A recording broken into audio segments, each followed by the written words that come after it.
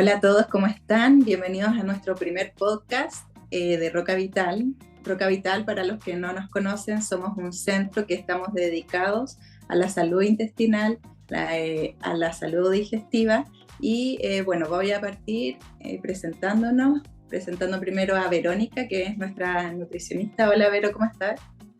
Hola, muy bien.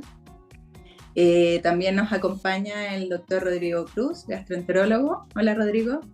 Hola, ¿qué tal? Muchas gracias por la invitación. Y que les habla Camila Contuliano, enfermera de sueroterapia. ¿Ya? Mira, para que sepan, en nuestro primer podcast va a ser acerca de la alimentación saludable y el 18 de septiembre, las fiestas, las fondas y toda la alimentación que involucra estas fechas. ¿Ya?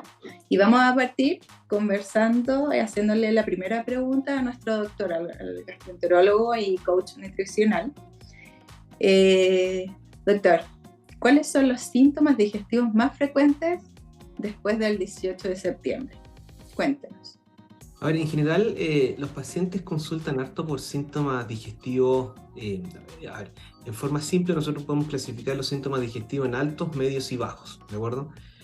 Muchas personas consultan por síntomas digestivos altos, como son reflujos, ¿cierto? A veces náuseas, ¿cierto? Pero principalmente reflujo, esta sensación de acidez, ¿cierto? Que va quemando desde la boca del estómago o del epigastrio, que nosotros decimos, hacia la boca. Son personas que normalmente tienen el antecedente de reflujo o que están asociados a sobrepeso o obesidad, ¿de acuerdo? Después tenemos los síntomas medios, que son del abdomen. Consultan mucho por hinchazón, ¿cierto? Dolor abdominal, colon irritable, que es dolor abdominal, ¿cierto? Asociado a veces a meteorismo o hinchazón. En algunos pacientes, ¿cierto? Previo a las fiestas, ¿cierto? Del 18, nos preguntan mucho cómo pueden optimizar su tránsito intestinal antes de esta fiesta, porque saben que van a comer harto, ¿no? Entonces, después la Verónica ahí nos va a explicar que son comidas muy calóricas, ¿cierto? Y la gente come mucho en muy poco tiempo, digamos. Entonces, lo que nos preguntan también es cómo optimizar. Algunos pacientes son estíticos, son constipados, ¿cierto? Y necesitan de alguna forma mejorar un poco su tránsito. Y bueno, lo hacemos de distintas formas. Los gastroenterólogos hay un medicamento que es como una fibra, ¿cierto? Que se utiliza, que se llama polietilenglicol, y que lo usamos previo, al menos unas 2 semanas antes, para lograr que esta persona logre vaciar el colon, ¿ya? Y pueda tener un tránsito adecuado al momento de llegar a estas fiestas. En el caso de los síntomas altos, por ejemplo, como reflujo, podemos sugerir usar algún tipo de medicamentos que son antiácidos, ¿cierto? Son medicamentos especiales, como dentro de los cuales probablemente la gente los conoce, el omeprazol o el esomeprazol. Oiga, doctor, ¿y podría llegar a ser grave los síntomas?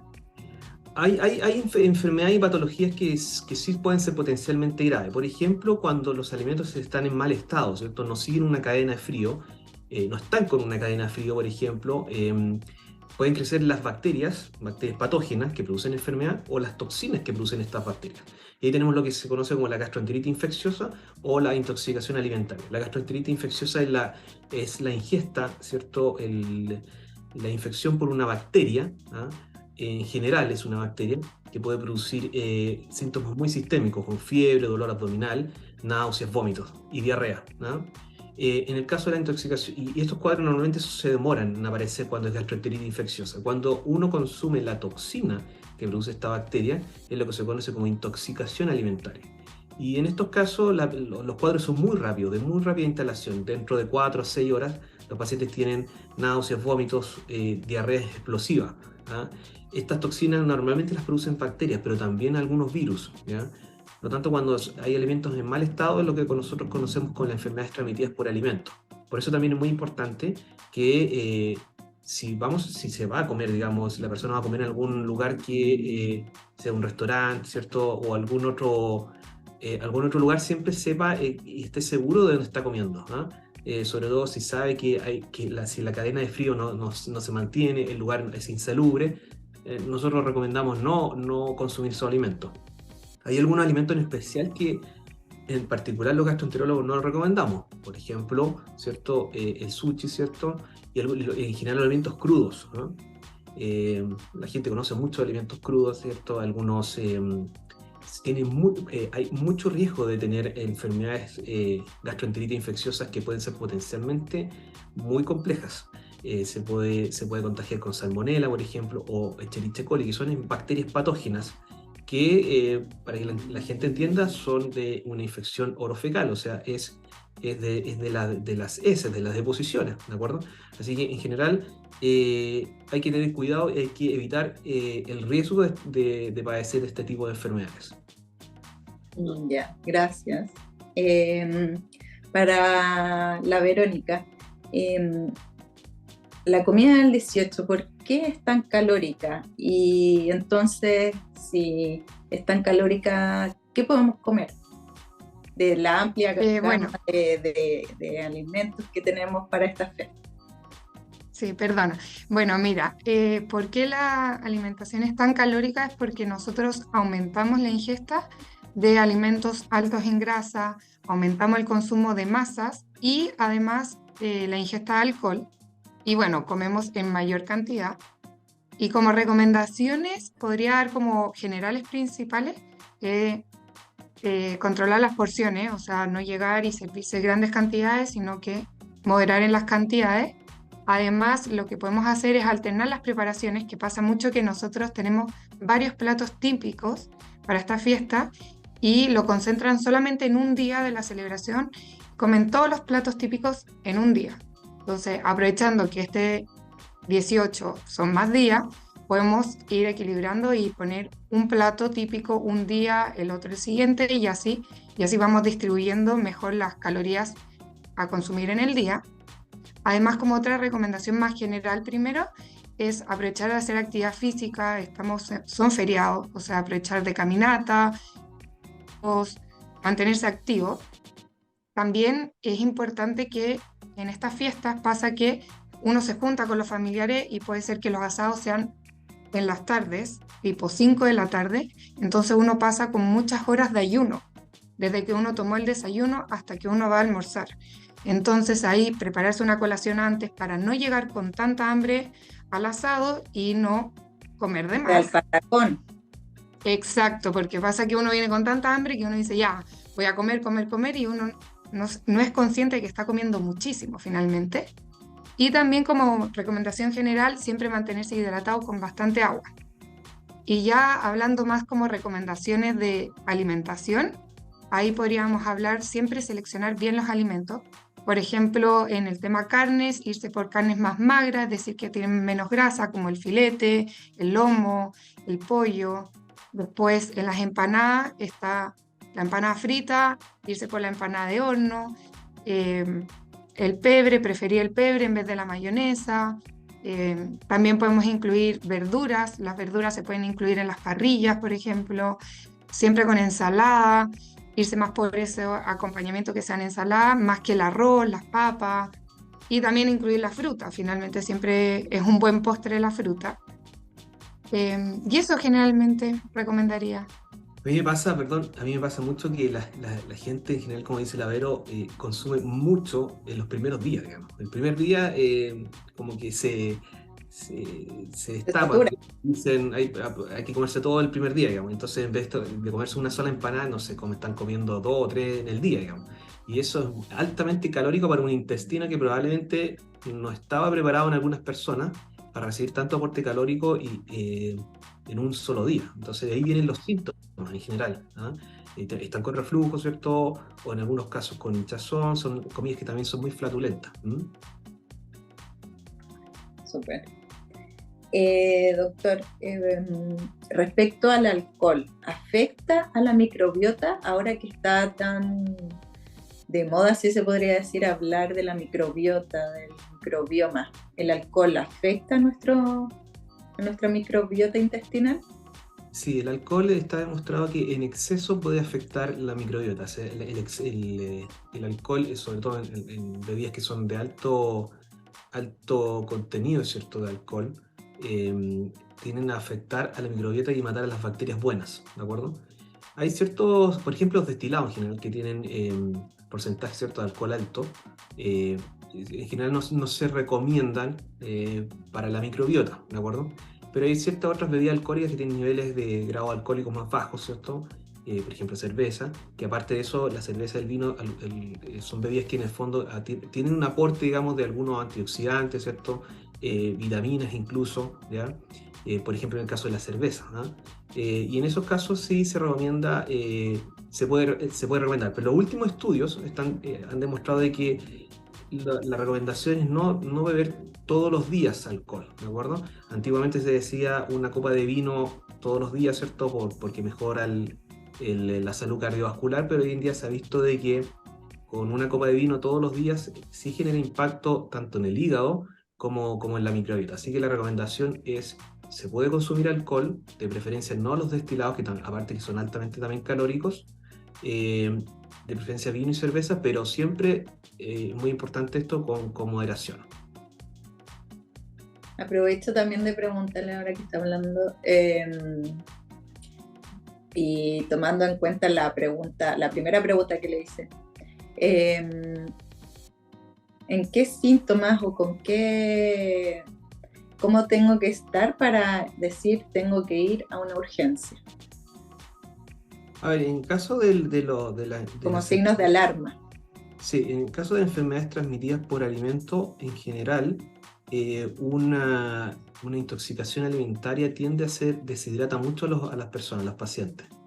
Por lo tanto, a veces las personas tratan de rehidratarse con estas sales de rehidratación y continúan con náuseas, vómitos, o con diarrea mayores, de alto débito, es mayor que lo que están ingiriendo. A veces con fiebre también. Claro, en este caso de la intoxicación, que la intoxicación no da con fiebre, ¿no? En cuanto a la intoxicación, que es básicamente náuseas, vómitos, alto nivel de una diarrea y vómitos de alto débito, entonces los pacientes se deshidratan mucho. Y en esos casos, cuando uno ve que ya está deshidratado clínicamente, ¿no? Pero en su casa, ¿cómo sé yo que estoy deshidratado?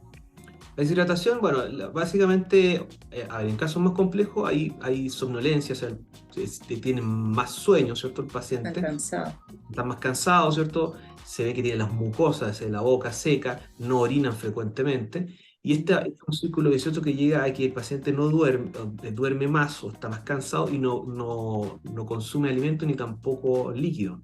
Entonces, en esos casos, claro, cuando el paciente está deshidratado, tiene que ir a la urgencia.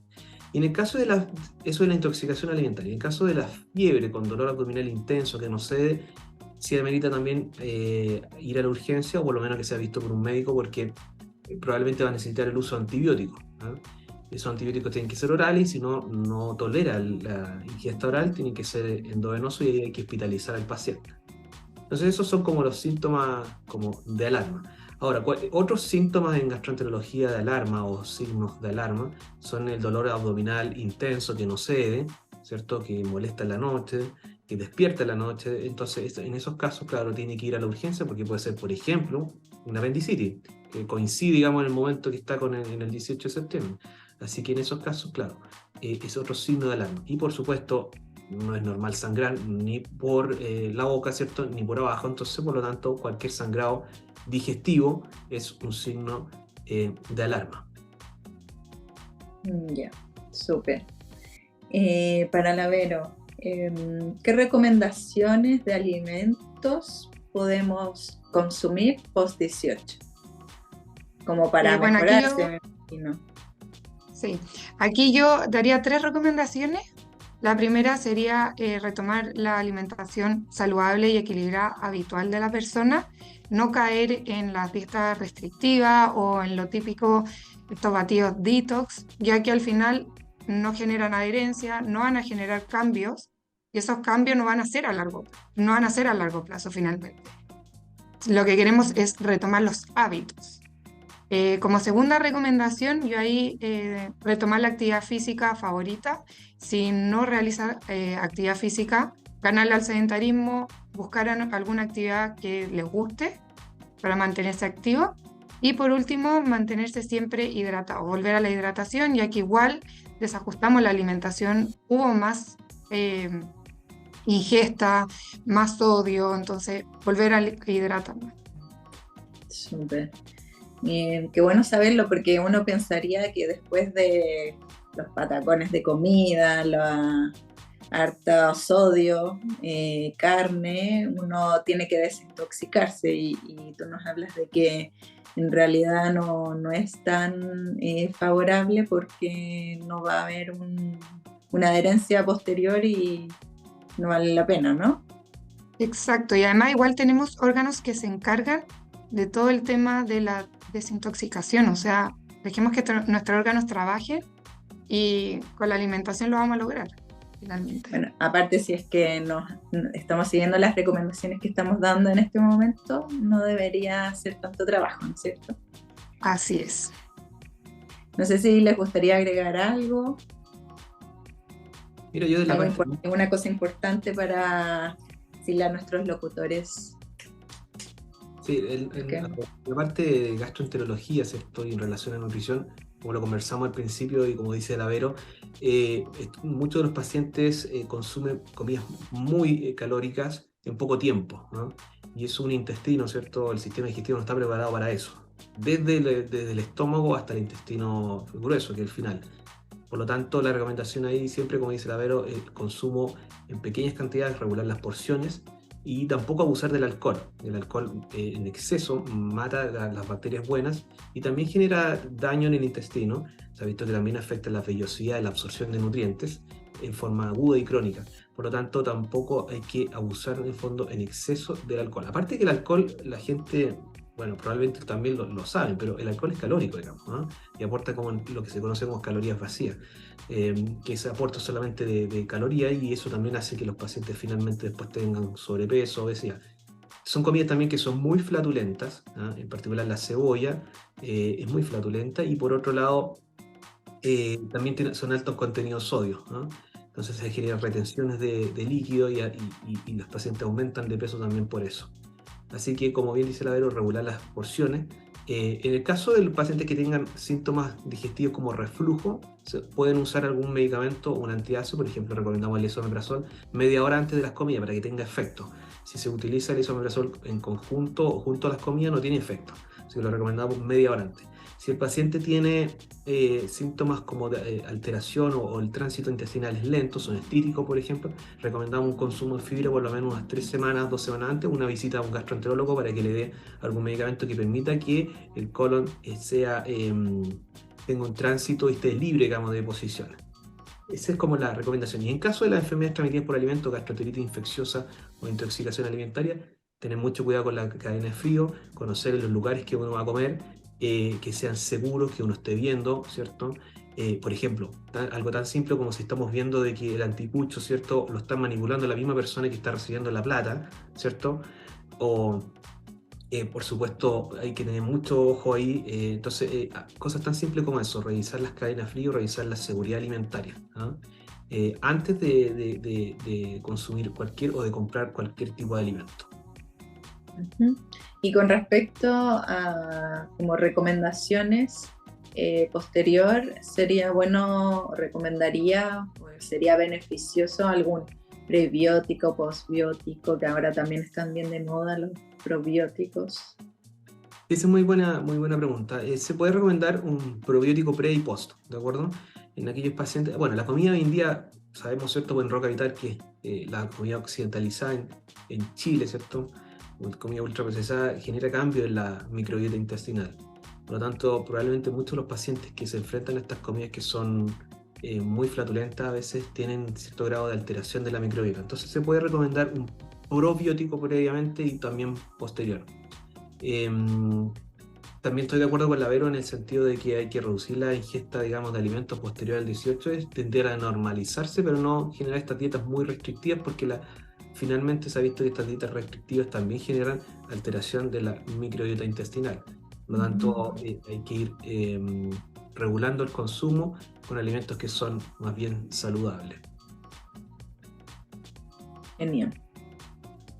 Súper, estamos entonces finalizando nuestro primer podcast. Espero que haya sido de provecho para todos los que van a ver este video. Y bueno, adelantarles que vamos a seguir haciendo más podcasts. Pueden comentarnos algún tema en específico y nosotros lo abordamos en estos.